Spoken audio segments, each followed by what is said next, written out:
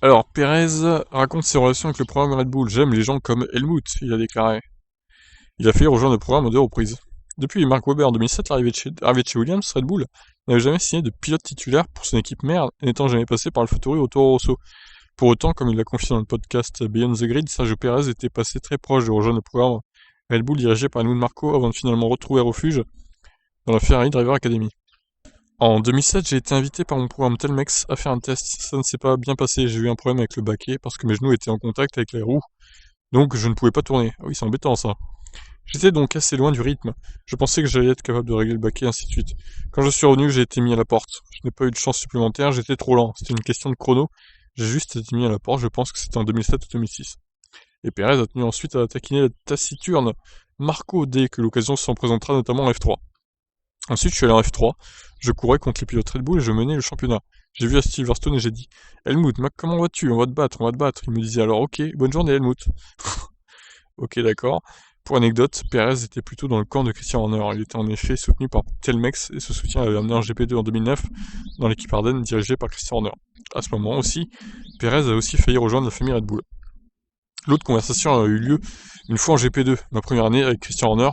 Après une bonne course à Silverstone, il est venu me voir et dit Hey, qu'est-ce que tu fais? Et ainsi de suite. Il m'a dit Tu te débrouilles bien, mais tu as ton propre programme de pilote, tu n'as pas besoin de moi. C'est la dernière conversation que nous avons eue, dont je me souviens. Finalement, l'exemple de Perez montre qu'il n'est pas nécessaire de rejoindre le programme Red Bull pour rejoindre Red Bull. Quelle situation ironique des années après.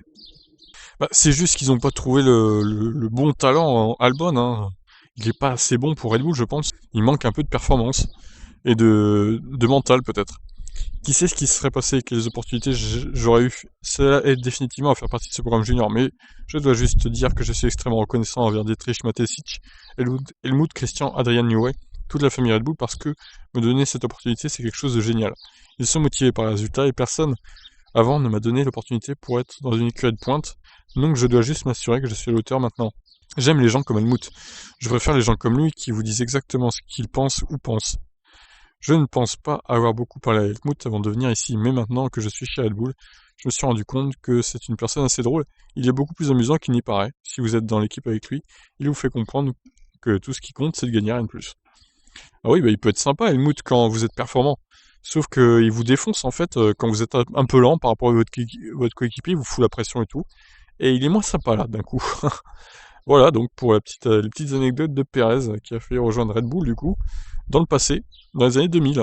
Et ça ne s'est pas fait. Bon, maintenant, en 2021, il est enfin dans l'écurie mère Red Bull. Je vous laisse réagir. Qu'est-ce que vous en pensez de ces petites anecdotes? Ciao, ciao.